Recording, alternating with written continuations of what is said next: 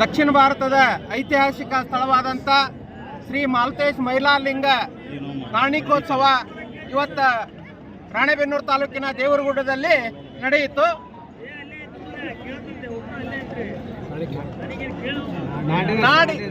ನಾಡಿನ ಬಂಗಾರದ ಗಿಂಡಿ ನಾಡು ಸಿರಿಯಾತಲೆ ಪರ ಕಾಣ್ತಕ್ಕಂಥ ವಾಣಿಯನ್ನ ಭಗವಂತ ಇವತ್ತು ನುಡಿದಿದ್ದಾನೆ. ಅದರ ವಿವರ ಏನಪ್ಪಾ ಅಂದ್ರೆ ಎಲ್ಲ ಇಡೀ ನಮ್ಮ ದೇಶಕ್ಕನ ಒಳ್ಳೇದಾಗತ್ತೆ, ಒಳ್ಳೆ ಸಿರಿ ಸಂಪತ್ತನ್ನ ಭಗವಂತ ಕೊಡ್ತಾನೆ ಅನ್ನತಕ್ಕಂಥ ವಾಣಿಯನ್ನ ಇವತ್ತು ಭಗವಂತ ನುಡಿದಿದ್ದಾನೆ.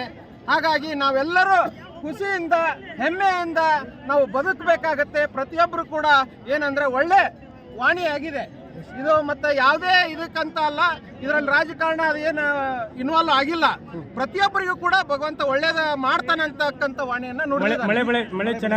ಮಳೆ ಬೆಳೆ ಆಮ್ಯಾಗ ರೈತರು ಕೂಡ ಉದ್ಧಾರ ಆಗ್ತಾರೆ. ಪ್ರತಿಯೊಬ್ಬರಿಗೂ ಕೂಡ ಏಳಿಗೆ ಐತಿ ಈ ವಾಣಿಯಲ್ಲಿ ಅಂತ ನಾನು ಹೇಳ್ಬಹುದು. ಈ ಕಾರಣಕ್ಕೆ ಯಾವತ್ತಾಗುತ್ತೆ, ಯಾವ ಹಬ್ಬ ದಿನ? ಇದು ದಸರಾ ಹಬ್ಬದ ನವಮಿ 9ನೇ ದಿವಸ. ಇವತ್ತ ಏನು ದೇವರಗುಡ್ಡದ ಮಾಲ್ತೇಶ್ ನಾಗಪ್ಪಾಜಿನವರು ಈ ವಾಣಿಯನ್ನ ನುಡಿದಿದ್ದಾರೆ.